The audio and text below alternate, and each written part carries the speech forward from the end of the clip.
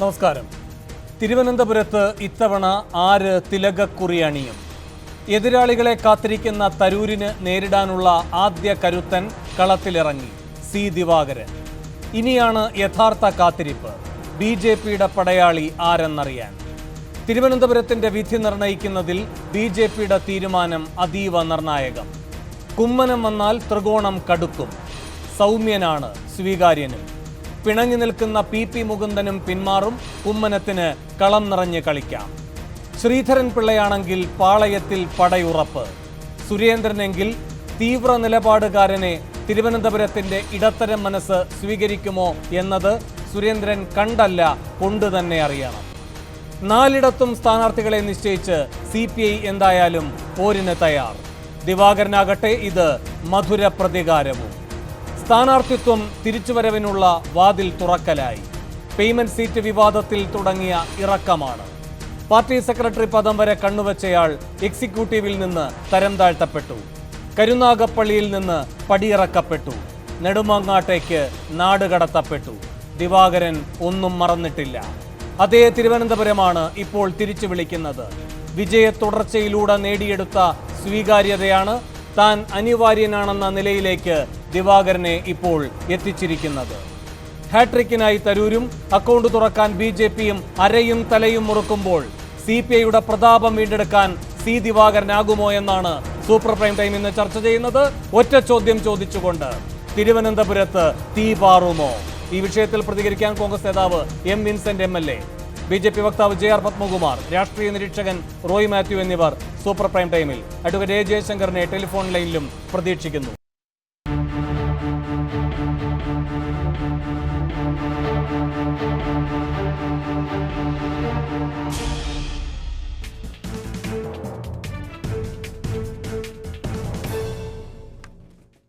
ത്രികോണം തലവേദനയാകുന്നതാർക്കെന്നാണ് super prime time ആദ്യം ചർച്ച ചെയ്യുന്നത്. ശ്രീ M. വിൻസെന്റ് MLA, ഇവിടെ ഇപ്പോൾ CPIയുടെ സ്ഥാനാർത്ഥിയെ നിശ്ചയിച്ചിരിക്കുന്നു. സ്വതന്ത്രനല്ല, നല്ല രാഷ്ട്രീയ മത്സരം ശക്തമായി കാഴ്ചവെക്കാൻ കഴിയുന്ന ഒരു നേതാവിനെ തന്നെയാണ് നിശ്ചയിച്ചിരിക്കുന്നത്. BJPയുടെ തീരുമാനവും വരാനിരിക്കുന്നു. അവരെ സംബന്ധിച്ച് A+ മണ്ഡലങ്ങളിൽ പരമപ്രധാനമായ മണ്ഡലമാണ് തിരുവനന്തപുരം. ഒരുപക്ഷെ വിജയത്തിലേക്ക് പോലും നയിക്കാൻ സാധ്യതയുള്ള മണ്ഡലം എന്ന നിലയിൽ പരിഗണിക്കപ്പെടുന്നു. അങ്ങനെ വരുമ്പോൾ മൂന്നാം ഊഴക്കാരനെ സംബന്ധിച്ചാണ് ഏറ്റവും വലിയ ആശങ്ക ഉയരുക, പ്രത്യേകിച്ചും ശക്തമായ ത്രികോണ മത്സരത്തിലേക്ക് തിരുവനന്തപുരം കടന്നാൽ. അപ്പോൾ വലിയൊരു രാഷ്ട്രീയ വെല്ലുവിളി ഉയർത്തുന്ന മത്സരമാണ് തിരുവനന്തപുരം കാത്തിരിക്കുന്നത് എന്ന് കോൺഗ്രസ് കരുതുന്നുണ്ടോ?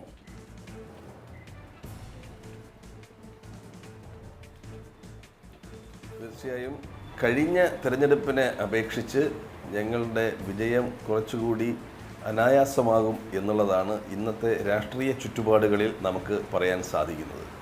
കഴിഞ്ഞ കേന്ദ്ര സംസ്ഥാന ഗവൺമെൻറ്റുകളുടെ കഴിഞ്ഞ കാലത്തെ ഭരണം ഈ തെരഞ്ഞെടുപ്പിൽ ജനങ്ങൾ വിലയിരുത്തും എന്ന കാര്യത്തിൽ ഒരു സംശയവുമില്ല.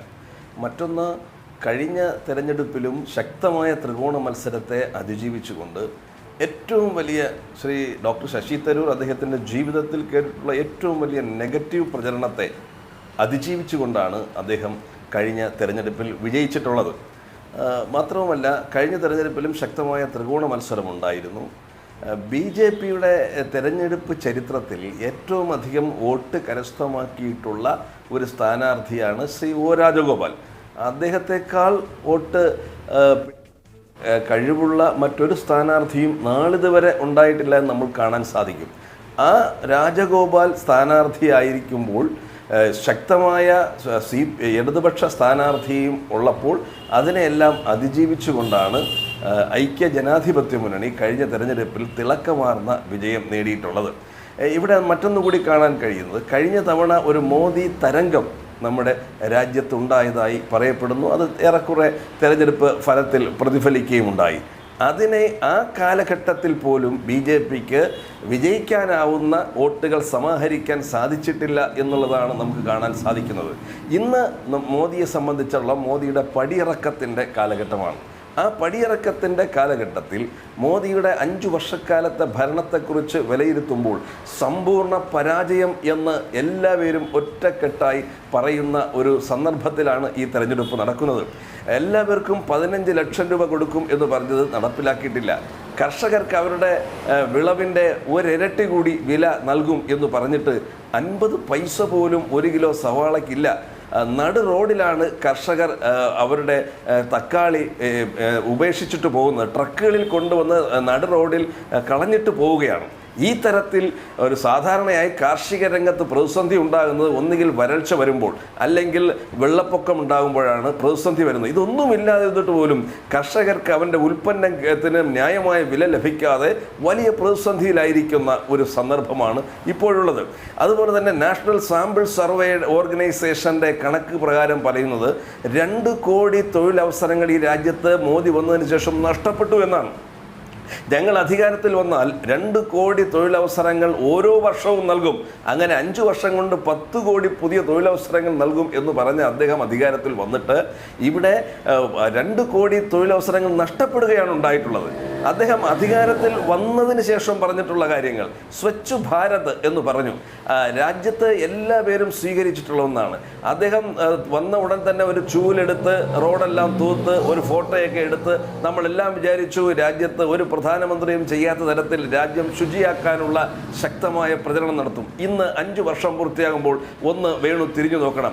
ഞാൻ രാജ്യം മുഴുവനും വൃത്തിയാക്കണം എന്നൊന്നും ഞാൻ പറയുന്നില്ല, പക്ഷേ രാജ്യത്തിൻ്റെ സംസ്ഥാനങ്ങളുടെ തലസ്ഥാന നഗരിയെങ്കിലും വൃത്തിയാക്കാൻ ഈ BJPയുടെ സ്വച്ഛ് ഭാരത് എന്ന് പറഞ്ഞ പ്രചണ്ഡമായ കോടിക്കണക്കിന് രൂപ ചെലവഴിച്ചുകൊണ്ട് പ്രചരണം നടത്തിയിട്ടുള്ള സ്വച്ഛ് ഭാരതിലൂടെ രാജ്യത്തെ സംസ്ഥാനങ്ങളുടെ തലസ്ഥാന നഗരികളെങ്കിലും മറ്റെല്ലാ ലക്ഷക്കണക്കിന് ഗ്രാമങ്ങൾ മറ്റ് സ്ഥലങ്ങളെല്ലാം ഞാൻ വിടുന്നു. ഞാൻ പറയുന്നത് തലസ്ഥാന നഗരികളിലെങ്കിലും ഒന്ന് ശുചിയാക്കാൻ അദ്ദേഹത്തിന് സാധിച്ചിട്ടുണ്ടോ? ഒന്നും സാധിച്ചിട്ടില്ല. പറഞ്ഞ കാര്യങ്ങൾ ഒന്നും തന്നെ പാലിക്കാതെ രാജ്യത്ത് പെട്രോളിൻ്റെ വില വർധനവ്, അന്താരാഷ്ട്ര വിപണിയിൽ പെട്രോളിൻ്റെ വില കുറയുമ്പോൾ, ക്രൂഡ് ഓയിലിൻ്റെ വില കുറയുമ്പോൾ ഇവിടെ വർദ്ധിക്കുന്നു. ചരിത്രത്തിൽ ആദ്യമാണ്. നമ്മുടെ പാരമ്പര്യം എന്താണ്? കൂടിയ വിലയ്ക്ക് ക്രൂഡ് ഓയിൽ വാങ്ങി കുറഞ്ഞ വിലയ്ക്ക് വിറ്റുകൊണ്ടിരിക്കുന്ന ചരിത്രമാണ് നമ്മുടെ രാജ്യത്തിനുള്ളത്. ഇന്നങ്ങനെയല്ല. കുറഞ്ഞ വിലയ്ക്ക് വാങ്ങി കൂടിയ വിലയ്ക്ക് വിൽക്കുന്ന ഒരു സ്വകാര്യ കച്ചവടക്കാരൻ്റെ മനോഭാവത്തോടും രീതിയോടും കൂടിയാണ് ഈ രാജ്യത്ത് പെട്രോളിൻ്റെ കാര്യം ഇവർ കൈകാര്യം ചെയ്തിട്ടുള്ളത്. 300 രൂപകളിൽ മാത്രമായിരുന്ന രാജ്യത്തിൻ്റെ ഇവിടെ ഗ്യാസിൻ്റെ വില ഇന്ന് ഏകദേശം 1000-ഓളം അടുപ്പിച്ച് എത്തിയിരിക്കുന്ന ഒരു കാഴ്ച നമുക്ക് കാണാൻ കഴിയുന്നത്. വിലക്കയറ്റം രൂക്ഷമായി, കാർഷിക പ്രതിസന്ധി ഉണ്ടായി. രാജ്യത്തിൻ്റെ അതിർത്തികളിലാണെങ്കിൽ എത്രമാത്രം ആക്രമണങ്ങളാണ്, എത്ര ജീവനുകളാണ് പൊലിഞ്ഞിട്ടുള്ളത്. ഇപ്പോൾ മാത്രമാണ് അദ്ദേഹം പ്രതികരിക്കാൻ തയ്യാറായിട്ടുള്ളത്. ഞാൻ അതിലേക്ക് ചർച്ച കടന്നു പോവുകയാണെങ്കിൽ നമുക്ക് ആ കാര്യത്തിലേക്ക് കടക്കാനും ഞാൻ സന്നദ്ധനാണ്. ഇങ്ങനെ മോദി തരംഗത്തിൽ പോലും വിജയം നേടാൻ കഴിയാത്ത ഒരു BJPക്ക് തീർച്ചയായും ഈ തെരഞ്ഞെടുപ്പിൽ ഒരു കാരണവശാലും ജയിക്കാൻ സാധിക്കുകയില്ല. പിന്നെ ഈ തെരഞ്ഞെടുപ്പിൽ CPIയുടെ സീറ്റ് പ്രഖ്യാപിച്ചതിൻ്റെ അടിസ്ഥാനത്തിൽ പറയാൻ കഴിയും നമ്മുടെ സംസ്ഥാനത്ത് ഒരു നിയമസഭാ ഉപതെരഞ്ഞെടുപ്പ് നടക്കാനേ യാതൊരു സാധ്യതയുമില്ല എന്ന് ഇപ്പോൾ തന്നെ നമുക്ക് ഉറപ്പിച്ചു പറയാൻ സാധിക്കും. കഴിഞ്ഞ തെരഞ്ഞെടുപ്പിൽ അദ്ദേഹം നെടുമങ്ങാട് വന്നപ്പോൾ തന്നെ അദ്ദേഹത്തെ മന്ത്രിയാക്കും എന്നാണ് നമ്മളെല്ലാം പ്രതീക്ഷിച്ചിരുന്നത്. ആരോ അദ്ദേഹത്തിൻ്റെ ശത്രുക്കൾ CPIയിൽ, ബഹുമാനപ്പെട്ട ശ്രീ ദിവാകരൻ്റെ ശത്രുക്കൾ CPIയിലുണ്ട്. ശത്രുക്കൾക്ക് മാത്രമേ ഇങ്ങനെ ഒരു ചതി അദ്ദേഹത്തോട് ചെയ്യാൻ സാധിക്കുകയുള്ളൂ എന്നാണ് എനിക്ക് മനസ്സിലാക്കാൻ സാധിക്കുന്നത്. കാരണം അദ്ദേഹം വളരെ നല്ല ഒരു നിയമസഭാ സാമാജികനായി പ്രവർത്തിച്ചുകൊണ്ടിരിക്കുന്ന അദ്ദേഹത്തെ പാർലമെൻറ്റിൽ മത്സരിപ്പിച്ച് ഒരു പരാജയം കൂടി ഏറ്റുവാങ്ങിച്ച് പിന്നെ അദ്ദേഹത്തെ മോശക്കാരനാക്കാൻ കഴിഞ്ഞ പാർലമെൻറ്റ് തെരഞ്ഞെടുപ്പിൽ അദ്ദേഹത്തിന് വലിയ ഒരു തിരിച്ചടി അദ്ദേഹത്തിന് ലഭിച്ചിരുന്നു. വീണ്ടും മറ്റൊരു രൂപത്തിൽ വേറൊരു പാർലമെൻറ്റ് തെരഞ്ഞെടുപ്പ് വരുമ്പോൾ അദ്ദേഹത്തിനൊരു തിരിച്ചടി ഉണ്ടാക്കാൻ ആരോ ആ പാർട്ടിയിൽ ശക്തമായി കിണഞ്ഞ് ശ്രമിക്കുന്നതായിട്ടാണ് നമുക്ക് കാണാൻ സാധിക്കുന്നത്. അതുകൊണ്ട് ഈ തെരഞ്ഞെടുപ്പിനെ ഞങ്ങൾക്ക് യാതൊരു ആശങ്കയുമില്ല. ഞങ്ങളുടെ ഏറ്റവും തെരഞ്ഞെടുപ്പിനുള്ള തുറുപ്പ് ചീട്ടെന്ന് പറയുന്നത് തന്നെ ഡോക്ടർ ശശി തരൂരിന്റെ കഴിഞ്ഞ കാലങ്ങളിലെ പിന്നെ ഈ മണ്ഡലത്തിൽ നടത്തിയിട്ടുള്ള ശ്രീ പത്മകുമാർ, ശശി തരൂരിനെ പോലെ ഉന്നത ശീർഷനായ വ്യക്തി മത്സരിക്കുന്നു എന്നതുകൊണ്ടാണ് ശ്രീ വിൻസെന്റ് ചൂണ്ടിക്കാട്ടുന്ന ഈ കാര്യങ്ങളെല്ലാം പ്രസക്തമാകുന്നത്. കാരണം ഒരു ദേശീയ ശ്രദ്ധ ആകർഷിക്കുന്ന മത്സര കേന്ദ്രമായി തിരുവനന്തപുരം മാറുന്നത് BJPക്ക് വിജയസാധ്യതയുണ്ടോ ഇല്ലയോ എന്നതിനെ അടിസ്ഥാനപ്പെടുത്തിയിട്ടല്ല. കേരളത്തിലൊരു പ്രത്യേക സാധ്യത, ആദ്യമായി അക്കൗണ്ട് തുറക്കാനുള്ള സാധ്യത കിടക്കുന്നു എന്നൊരു പ്രസക്തിയുടെ അടിസ്ഥാനത്തിലല്ല. ശശി തരൂർ, അതാണ് പ്രധാനം. അപ്പോൾ അതുകൊണ്ട് തന്നെ ഈ പറയുന്ന വിഷയങ്ങളെല്ലാം തിരുവനന്തപുരം മണ്ഡലത്തെ സംബന്ധിച്ച് പ്രസക്തമാകും. അത്തരം ദേശീയ മുനയുള്ള ഒരു മുഖമാണ് ശശി തരൂർ. അതുകൊണ്ട് ഇവിടെ ശ്രീ വിൻസെന്റ് ചൂണ്ടിക്കാട്ടിയതുപോലെ അങ്ങേയറ്റം പ്രതികൂലമായ സാഹചര്യത്തിലും മറികടന്നു വരാൻ കഴിഞ്ഞു ശശി തരൂരിന് എങ്കിൽ ഇത്തവണ ഒരു വലിയ വെല്ലുവിളി ഉയർത്താൻ നിങ്ങൾക്കാകുമോ? അല്ല, കഴിഞ്ഞ തവണ എങ്ങനെയാണ് വിജയിച്ചതെന്ന് ഇദ്ദേഹത്തിന് തന്നെ അറിയാമല്ലോ. ഇന്നിപ്പോൾ സ്ഥാനാർത്ഥിയായി പ്രഖ്യാപിച്ച ആളിനെ തന്നെ കഴിഞ്ഞ പാർലമെൻറ്റ് തിരഞ്ഞെടുപ്പ് സമയത്ത് നടപടിയെടുത്തത് എന്തുകൊണ്ടാണെന്നുള്ള കാര്യം എല്ലാവർക്കും അറിയാം. കോൺഗ്രസിന് അനുകൂലമായൊരു നിലപാടായിരുന്നു കഴിഞ്ഞ കാലഘട്ടത്തിൽ ഇടതുപക്ഷ മുന്നണി എടുത്തിട്ടുള്ളത്.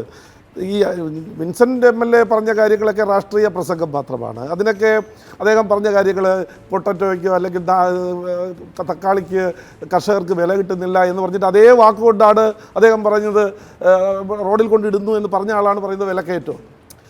കർഷകർക്ക്, പാവപ്പെട്ട ആളുകൾക്ക് വില കുറച്ച് കിട്ടുന്നു, കർഷകർക്ക് വില കിട്ടുന്നില്ല എന്ന് അത് രണ്ടും ഒരേ വാക്കുകൊണ്ടാണ് പറയുന്നത്. അല്ല, അദ്ദേഹം പറഞ്ഞൊരു കാര്യം വിലക്കയറ്റം, ഇതിന്റെ വിലക്കയറ്റവും ഈ പറയുന്ന ഉൽപ്പന്നങ്ങളുടെ വിലയിടിയലും ഒരേപോലെയാണ്. അല്ലല്ല, ഞാൻ പറഞ്ഞത് അദ്ദേഹം ഒരേ കണക്കിലാണ് പറയുന്നത്. കർഷകർ ഉൽപ്പാദിപ്പിക്കുന്നതിന് വില കിട്ടുന്നില്ല, 50 പൈസയെ കിട്ടുന്നുള്ളൂ തക്കാളി എന്ന്. അപ്പം 50 വർഷം, അപ്പം ഒരു ലോജിക് ഉണ്ടല്ലോ.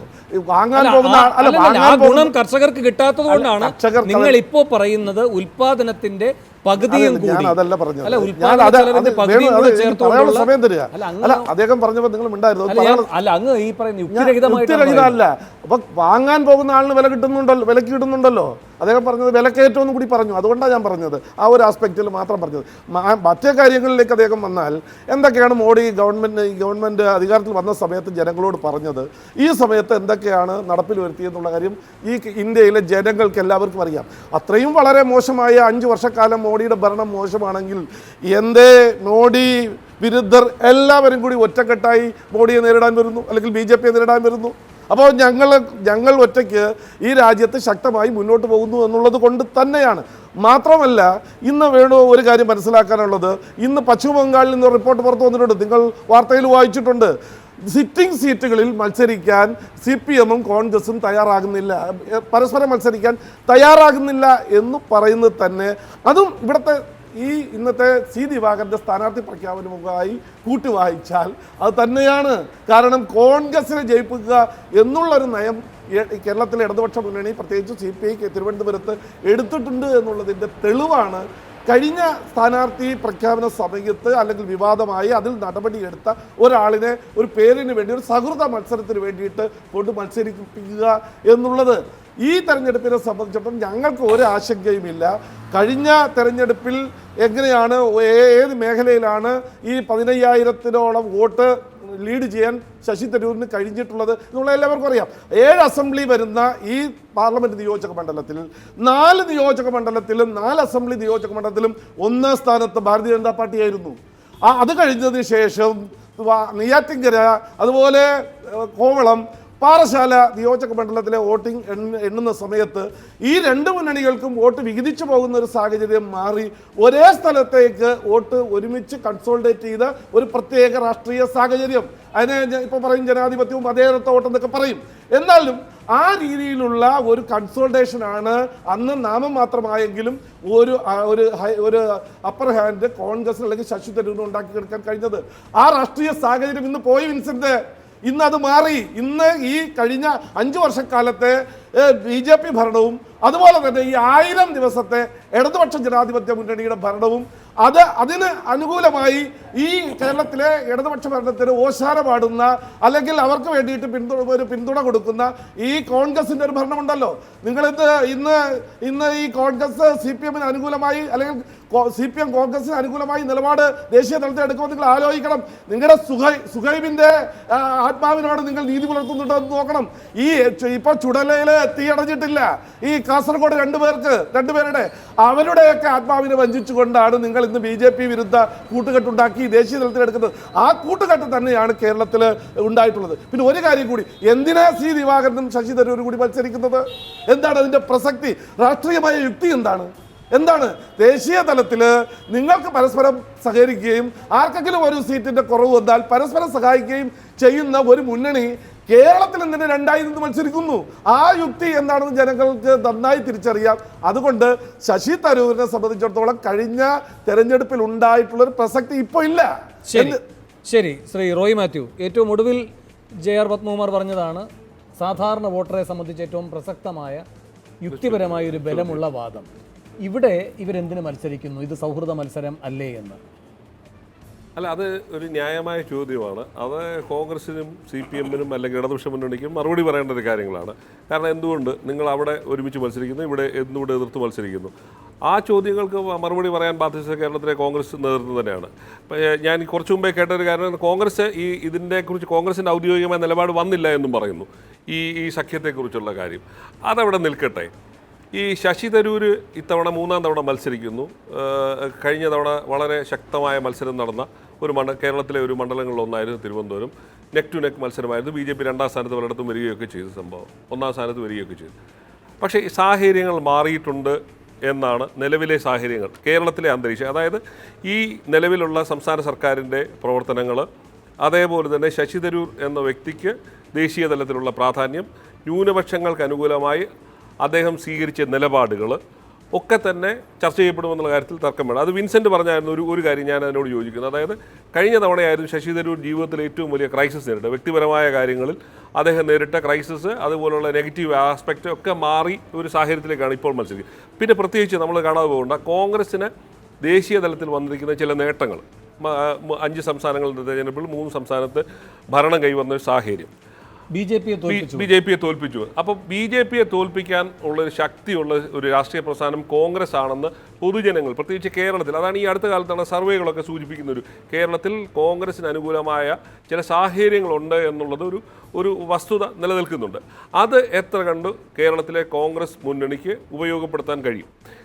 പത്മകുമാർ പറഞ്ഞൊരു കാര്യം ചോദ്യം ചെയ്യപ്പെടുക തന്നെ ചെയ്യും. കാരണം അതിന് കോൺഗ്രസ് നേതാക്കൾ, കോൺഗ്രസും CPM-ഉം അല്ലെങ്കിൽ LDF-ഉം മറുപടി പറഞ്ഞ് മടുക്കുക തന്നെ ചെയ്യും. കാരണം അത് ന്യായമായ ഒരു ചോദ്യം BJP ഉയർത്തും. ആ ചോദ്യത്തിന് മറുപടി പറയാൻ 2 കൂട്ടരും ബാധ്യസ്ഥരാണ്. എന്തുകൊണ്ട് ഇങ്ങനൊരു സഖ്യം? പിന്നെ അതിൻ്റെ ഒരു യാഥാർത്ഥ്യം എവിടെയാണ്? ഈ 2 പാർട്ടികളും അതിജീവനത്തിന് വേണ്ടി ബംഗാളിൽ വളരെയധികം കഷ്ടപ്പെടുകയാണ്. ഏതാണ്ട് ഒരു നിലം പറ്റെ ആയി കിടക്കുന്ന 2 രാഷ്ട്രീയ പ്രസ്ഥാനങ്ങളാണ്. 34 വർഷം ഭരിച്ച പാർട്ടിയും അതുപോലെ തന്നെ 40-45 വർഷമായ അധികാരത്തിൽ നിന്ന് തുടച്ചു മാറ്റപ്പെട്ട ഒരു പാർട്ടിയും തമ്മിൽ അതിജീവനത്തിന് വേണ്ടിയുള്ളൂല്ല. അപ്പം പിന്നെ ശത്രുക്കൾ തമ്മിലായാലും ഒരുമിച്ച് നിൽക്കുക, എങ്ങനെയെങ്കിലും നിൽക്കുക എന്നുള്ളതാണ്. പിന്നെ ഇടതുപക്ഷ പാർട്ടികൾ ദേശീയ രാഷ്ട്രീയത്തിൽ ഇന്ന് അനുഭവിക്കുന്ന ഒരു അകൽച്ചയുണ്ട്, അല്ലെങ്കിൽ തൊട്ടുകൂടായ്മയുണ്ട്. അവർക്ക് പണ്ട് കാലങ്ങളിലുണ്ടായിരുന്ന ഒരു മേൽക്കൈ, പല കാര്യങ്ങളിലുണ്ടായിരുന്ന ഈ ഒരു മതേതര പാർട്ടികളോടൊപ്പം യോജിക്കുന്ന അല്ലെങ്കിൽ 3-ാം മുന്നണി ഉണ്ടാക്കുന്ന ആ ഒരു മേൽക്കൈ ഏതാണ്ട് പരിപൂർണമായി നഷ്ടപ്പെട്ടിരിക്കുക. അപ്പം ഒരു അപ്രസക്തമായ സാഹചര്യത്തിലാണ് ഇന്ത്യയിലെ ഇടതുപക്ഷ പ്രസ്ഥാനം ഈ തെരഞ്ഞെടുപ്പിനെ നേരിടാൻ പോകുന്നത്. 2 പേർക്കും കഴിഞ്ഞ തവണ CPI-ക്ക് കിട്ടിയത് എത്ര? 0.8% വോട്ടാണ്. CPM-ന് കിട്ടിയത് 3.2% ദേശീയ കിട്ടിയ വോട്ട് എന്ന് പറയുന്നത്. അപ്പോൾ ഈ 2 പാർട്ടികൾക്ക് വോട്ട് ചെയ്താൽ എന്തായിരിക്കും ഒരു ഭരണത്തിനകത്ത് ഇവർക്ക് എന്തെങ്കിലും സാധ്യതയുണ്ടോ? സാമാന്യ ജനങ്ങൾ ചോദിച്ചാൽ മറുപടി പറയാൻ ഇവർ ബാധ്യസ്ഥരാണ്. അതിനുള്ള സാധ്യതയുണ്ടോ? ഒരു ഭരണ മുന്നണിയെ നിയന്ത്രിക്കാൻ അല്ലെങ്കിൽ അതിനകത്ത് ഭാഗഭാക്കാകാൻ ഇവർക്ക് അതിനുള്ള സാധ്യതയുണ്ടോ? അപ്പോൾ ആ സാധ്യതയ്ക്ക് ഇവർ മറുപടി പറയേണ്ടി വരും. അതേപോലെ തന്നെ എന്തിനാണ് കോൺഗ്രസിനെ തോൽപ്പിച്ചുകൊണ്ട് CPI അവിടേക്ക് പറഞ്ഞു വിടുന്നു എന്നുള്ള ചോദ്യമുണ്ട്. നിങ്ങൾ കോൺഗ്രസിൻ്റെ നേതൃത്വത്തിൽ നിങ്ങൾ മതേതര മുന്നണി ഉണ്ടാക്കാൻ ശ്രമിക്കുന്ന സാഹചര്യത്തിൽ നിങ്ങൾ എന്നൊരു ജനങ്ങൾ ചോദിച്ചാൽ ആ ചോദ്യത്തിന് ഇവർക്ക് മറുപടി പറയേണ്ടി വരും.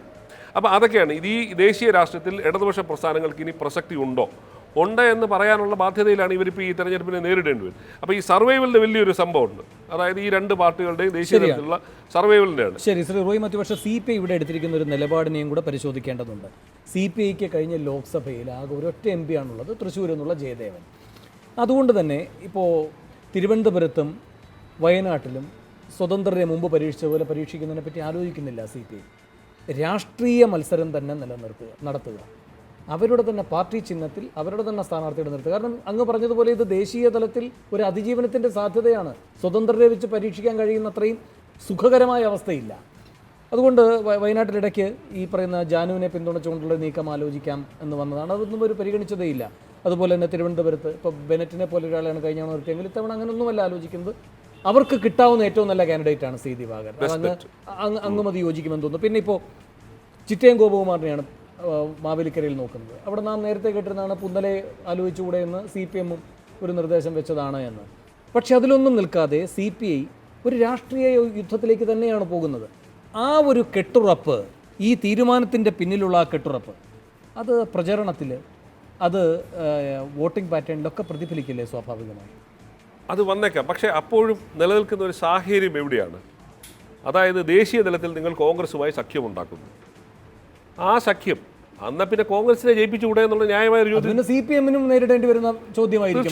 തീർച്ചയായിട്ടും. കാരണം ഇത് നിങ്ങൾ ബംഗാൾ സഖ്യത്തിൽ നിൽക്കുന്നു ഇവിടെ. അത് പത്മകുമാറിൻ്റെ ചോദ്യമാണ്. അത് BJP-ക്കാർ ചോദിക്കും. സാമാന്യ ജനങ്ങളും ആ ചോദ്യം ചോദിച്ചാൽ ഇവർ ഉത്തരം പറയേണ്ടി വരും.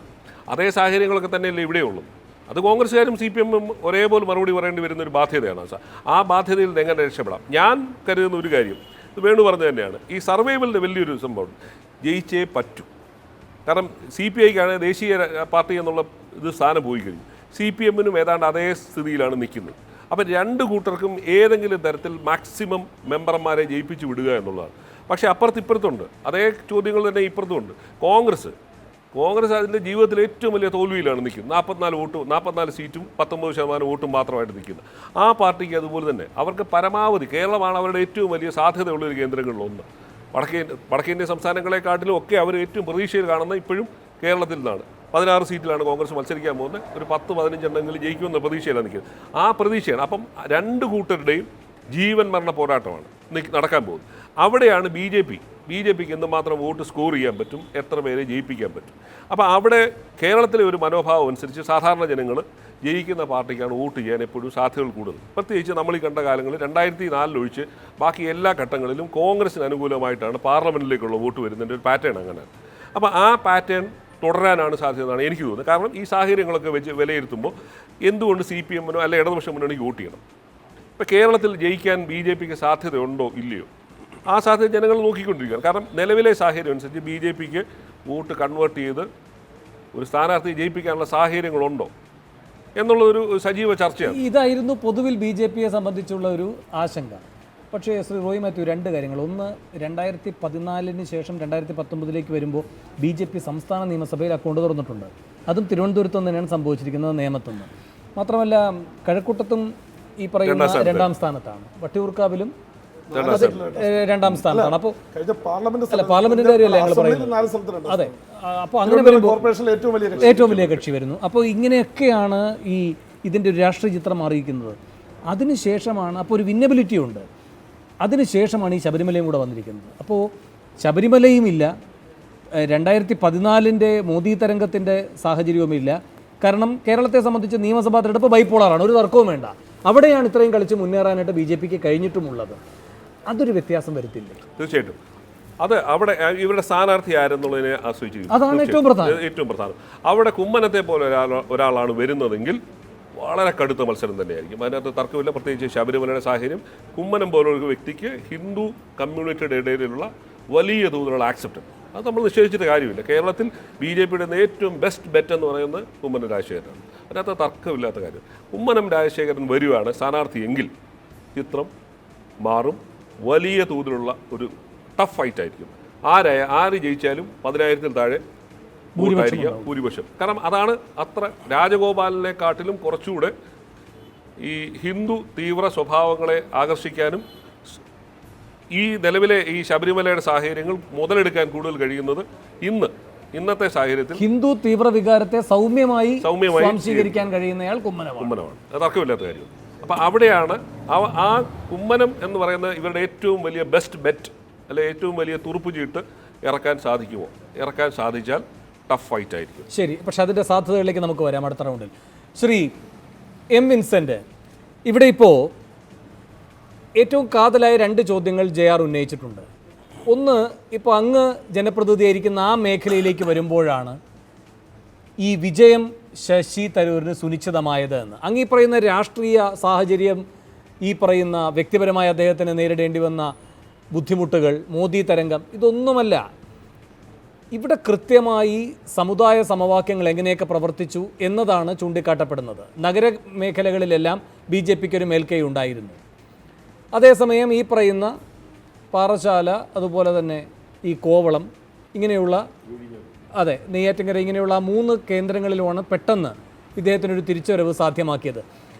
അവിടെ അന്ന് CPI എടുത്ത തന്ത്രവും മോശമായിരുന്നില്ല. CPI ഈ സാമുദായിക സമവാക്യങ്ങളിൽ തന്നെ ഊന്നിരുന്നുകൊണ്ടാണ് അന്നത്തെ സ്ഥാനാർത്ഥി നിർണയം നടത്തിയത്. ബെനറ്റിനെ പോലെ ഒരാൾ വരുന്നു. അന്ന് ഈ പറയുന്ന രൂപത്തിലുള്ള ശബരിമലയും അത്തരം ചിത്രമല്ല ഉള്ളത്. അപ്പോൾ ഈ നാടാർ വോട്ട് ഭിന്നിക്കുക, അങ്ങനെ ഭിന്നിക്കുകയാണെങ്കിൽ സ്വാഭാവികമായും അത് കോൺഗ്രസിനായിരിക്കും ബുദ്ധിമുട്ടുണ്ടാക്കുക. BJP അങ്ങനെ ജയിക്കുമെന്ന് പറയുന്ന ഒരു വിശ്വാസം പ്രകടിപ്പിക്കാൻ കഴിയുന്ന സാഹചര്യം അവർക്കുമില്ല. സ്വാഭാവികമായും നേട്ടമുണ്ടാക്കാം. ഈ ചിന്ത തന്നെയാണ് CPI നയിച്ചത് എന്നും മാത്രവുമല്ല, അതിന് മുൻപത്തെ CPIയുടെ പ്രകടനത്തെക്കാൾ മെച്ചപ്പെടുകയും ചെയ്തു. ബെനറ്റിൻ്റെ കാലത്ത് ഒരു വിവാദമുണ്ടായിട്ടുണ്ട്, അത് മറ്റൊരു വിഷയമാണ്. വോട്ടിംഗ് പാറ്റേണിൻ്റെ മാത്രം കാര്യകാരണങ്ങൾ എടുക്കുകയാണെങ്കിൽ മെച്ചപ്പെട്ട പ്രകടനത്തിലേക്കാണ് CPI പോയത് എന്നാണ് ഞാൻ കാണുന്നത്. എൻ്റെ കണക്കുകൾ പിഴവുണ്ടെങ്കിൽ ഞാൻ തിരുത്താനും തയ്യാറാണ്. ശ്രീ വിൻസെൻ്റ്, അത് പ്രധാനപ്പെട്ടൊരു കാര്യമാണ്. 2, നിങ്ങളിൽ ആര് തോറ്റാലും മറ്റേയാൾ പരിഹരിച്ചു കൊടുക്കും എന്ന് പറഞ്ഞാണ് കേരളത്തിൽ നിന്ന് കെട്ടുന്നത് എങ്കിൽ അങ്ങനെ ഒരു കെട്ട് മുറുക്കി കൊടുക്കാൻ എന്തിനൊരു വോട്ടർ തയ്യാറാകണം. ആ വോട്ടർ അങ്ങനെ ചെയ്യണമെങ്കിൽ തൻ്റെ വോട്ടിനെ പ്രസക്തമാക്കുന്ന എന്താണ് അതിലുള്ളത് എന്ന് നിങ്ങൾ ബോധ്യപ്പെടുത്തേണ്ടി വരും.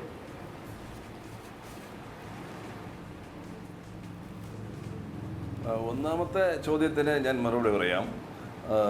തിരുവനന്തപുരത്തെ 4 നിയോജക മണ്ഡലങ്ങൾക്കും നെയ്യാറ്റിൻകര താലൂക്കിലെ 3 നിയോജക മണ്ഡലങ്ങൾക്കും വേറിട്ട എന്തെങ്കിലും പ്രത്യേകതകൾ ആരോപിക്കുന്നത് ശരിയല്ല. രണ്ടും ഒരേ പാർലമെൻറ്റ് നിയോജക മണ്ഡലത്തിൽ എല്ലാ സമുദായ സമവാക്യങ്ങളും ഉള്ള മണ്ഡലങ്ങളാണ് 7 മണ്ഡലങ്ങളും. നിങ്ങളത് ഓരോ മണ്ഡലങ്ങളുടെയും സ്വഭാവം മനസ്സിലാക്കിയാൽ നമുക്ക് തിരിച്ചറിയാൻ സാധിക്കും. ഇവിടെ എന്തുകൊണ്ടാണ് BJP 1ാം സ്ഥാനത്ത് 3-4 നിയോജക മണ്ഡലങ്ങളിൽ വന്നത്? CPM-ഉം ഇടതുപക്ഷ മുന്നണിയും 3ാം സ്ഥാനത്തേക്ക് പോയത് കൊണ്ടാണ്. എവിടെ പോയി ഇടതു മുന്നണിയുടെ വോട്ട്? ഇടതു മുന്നണി 4 നിയമസഭാ മണ്ഡലങ്ങളിൽ 2ാം സ്ഥാനത്തും 1ാം സ്ഥാനത്തും നിന്നിട്ടുള്ള വിജയകുമാറിനെ പോലുള്ളവരെ ജയിപ്പിച്ചിട്ടുള്ള വട്ടിയൂർക്കാവ് മേഖല, അതുപോലെ തന്നെ ശിവൻകുട്ടിയെ ജയിപ്പിച്ചിട്ടുള്ള മേഖല, ഇതെല്ലാം ഉൾക്കൊള്ളുന്ന ഒരു ആന്റണി രാജുവിനെ ഇടതുപക്ഷ മുന്നണി ആന്റണി രാജുവിനെ ജയിപ്പിച്ചിട്ടുള്ള ഇതെല്ലാം ഉൾക്കൊള്ളുന്ന 1ാം സ്ഥാനത്തും ചില സന്ദർഭങ്ങളിൽ 2ാം സ്ഥാനത്തും നിന്നിട്ടുള്ള ഇടതു മുന്നണിയുടെ വോട്ടുകൾ എങ്ങോട്ട് ചോർന്നു പോയി എന്ന ചോദ്യത്തിന് ഇടതു മുന്നണി മറുപടി പറഞ്ഞാൽ നിങ്ങളുടെ ചോദ്യത്തിന് ഉത്തരമായി. അപ്പോൾ ഈ 4 നിയോജക മണ്ഡലങ്ങളിൽ നടന്നിട്ടുള്ള വോട്ട് മറിക്കലാണ് യഥാർത്ഥത്തിൽ അവിടെ BJP 1ാം സ്ഥാനത്ത് എത്തിച്ചത്. അല്ലാതെ BJPയുടെ എന്തെങ്കിലും മഹത്വം കൊണ്ടാണെന്ന് ഞാൻ പറയുന്നില്ല, ആർക്കും പറയാൻ കഴിയില്ല. ഈ 3 നിയോജക മണ്ഡലങ്ങളിൽ ലീഡ് നേടിയിട്ടുള്ളതിന് പ്രത്യേകമായ എന്തെങ്കിലും കാരണം, അതും പൊതുവായിട്ടുള്ള സാഹചര്യങ്ങളാണ്. ഇവിടെ നിന്ന് വലുതായിട്ട് അവർക്ക് വോട്ട് മറിക്കാൻ സാധിച്ചിട്ടില്ല എന്നുള്ളത് നിങ്ങൾ നേരത്തെ പറഞ്ഞതുപോലുള്ള ബെന്നറ്റിൻ്റെ സ്ഥാനാർത്ഥിത്വവുമായി കൂട്ടി വായിക്കേണ്ട ചില കാര്യങ്ങളാണ്. അപ്പൊ അതാണ് യഥാർത്ഥത്തിൽ ഒരു നിമിഷം അങ്ങയുടെ വാദവുമായി മുന്നോട്ട് പോയിക്കോളൂ. അതിന് മുൻപൊരു ചെറിയ സംശയം. ഇവിടെ ബെനറ്റിന് കിട്ടിയത് 2,48,941 അത്രയും വോട്ടാണ്. 28.50% അവരുടെ വോട്ട് ഷെയർ. -2.24 അതിന് മുൻപത്തെ തവണയുമായി ബന്ധപ്പെട്ട് കണക്ക് കൂട്ടുമ്പോൾ വരുന്ന വ്യത്യാസം. പി രാമേന്ദ്രൻ നായർ 2009 മത്സരിക്കുമ്പോൾ ബെനറ്റിനേക്കാൾ കുറവാണ്. 2,26,727 കിട്ടിയത്. അതുകൊണ്ടാണ് പറഞ്ഞത് ഇടതിൻ്റെ അടിത്തറയ്ക്ക് അങ്ങനെ കോട്ടമുണ്ടായിട്ടില്ല ഈ ബെനറ്റ് വരുന്നതിലൂടെ. രാമേന്ദ്രൻ നായർ CPIയുടെ നേതാവാണ്, ജില്ലാ സെക്രട്ടറി ആയിരുന്ന വ്യക്തിയാണ്. അങ്ങനെയല്ലാതെ ബെനറ്റിനെ പോലൊരാൾ വരുമ്പോഴും രാമേന്ദ്രൻ നായരെക്കാൾ കൂടുതൽ വോട്ട് നേടാൻ കഴിയുന്നുവെങ്കിൽ ഇടതടിത്തറ അങ്ങനെ ദുർബലമായിട്ടില്ല എന്ന വിലയിരുത്തലുണ്ട് ഈ വോട്ടിൻ്റെ കണക്ക് വെച്ച്. അതാണല്ലോ പരമപ്രധാനം. അപ്പോൾ അതിനുള്ള മറുപടി എന്താണ്? അപ്പോൾ തരൂരിനെ സംബന്ധിച്ചാണെങ്കിൽ 2009 കാര്യമായ വ്യത്യാസം വരികയും ചെയ്തു. BJPക്ക് നല്ല മുന്നേറ്റവും വരുന്നു. അപ്പോൾ എവിടെയാണ് വോട്ട് ഭിന്നിച്ചു പോയത്? ആരുടെ വോട്ടാണ് കോൺഗ്രസിന് നഷ്ടമായത് 2009 അപേക്ഷിച്ച്? 2009 ടോട്ടൽ പോൾഡ് വോട്ടും 2014 ടോട്ടൽ പോൾഡ് വോട്ടും തമ്മിൽ താരതമ്യം ചെയ്തുകൊണ്ട് താങ്കൾ ഈ കാര്യത്തിൽ ചോദ്യം ഉന്നയിക്കുന്നതായിരിക്കും കുറച്ചുകൂടെ നല്ലത്. അത് പുതിയ വോട്ടർമാർ വന്നിട്ടുണ്ട്, നിലവിലുള്ള വോട്ടർമാരുടെ വോട്ടുകൾ മാറിയിട്ടുണ്ട്. ഞാൻ ചോദിക്കുന്നത് BJPക്ക് ഇത്രയധികം മുൻതൂക്കമുണ്ടാകാനുള്ളൊരു പ്രധാനപ്പെട്ട കാരണം ഇടതുമുന്നണിയുടെ നിലപാടുകൾ തന്നെയായിരിക്കുമെന്നുള്ള കാര്യത്തിലൊരു സംശയവുമില്ല. ഞങ്ങൾ എല്ലായിടത്തും പിടിച്ചു നിൽക്കുകയായിരുന്നില്ലേ? ഞങ്ങൾ എല്ലായിടത്തും പിടിച്ചു നിന്നു. തിരുവനന്തപുരത്ത് 2ാം സ്ഥാനത്ത് തന്നെ ഞങ്ങൾ പിടിച്ചു നിൽക്കുകയായിരുന്നു. ഇവിടെ വന്നപ്പോൾ ഞങ്ങൾക്ക് കുറച്ചുകൂടെ ജയിക്കാൻ സാധിച്ചിട്ടുണ്ട്, കുറച്ചുകൂടെ വോട്ടുകൾ ഞങ്ങൾക്ക് സമാഹരിക്കാൻ സാധിച്ചിട്ടുണ്ട്. അപ്പോൾ അതിനെ നമ്മൾ വേർതിരിച്ച് മറ്റെന്തെങ്കിലും സാമുദായിക സമവാക്യമായിട്ടോ ഒരു സോഷ്യൽ എൻജിനീയറിംഗ് എന്നോ ഒന്നും പറഞ്ഞിട്ട് അതിനെ ആ വിജയത്തെ മാർജിൻ ചെയ്ത് കാണേണ്ടത് കാര്യമില്ല എന്നുള്ളതാണ് എനിക്ക് പറയാനുള്ളത്. രണ്ടാമത്തത് ചോദ്യം എന്ന് പറഞ്ഞാൽ, എങ്ങനെയാണ് നിങ്ങൾ രണ്ടുപേരും അവിടെ പോയി ഒന്നല്ലേ എന്ന് ചോദിക്കുന്നു. ഈ ചോദ്യമാണ് 2004 ശേഷം നടന്ന എല്ലാ പാർലമെൻറ്റ് തെരഞ്ഞെടുപ്പുകളിലും BJP ചോദിച്ചുകൊണ്ടിരിക്കുന്നത്. ആ ചോദ്യങ്ങൾക്ക് കൃത്യമായി ജനങ്ങൾ മറുപടി പറഞ്ഞുകൊണ്ടിരിക്കുകയും ചെയ്യുന്നുണ്ട്. അതുകൊണ്ടാണ് അവർക്ക് ഒരു തെരഞ്ഞെടുപ്പിൽ പോലും അവർക്ക് ജയിക്കാൻ സാധിക്കാത്തത്.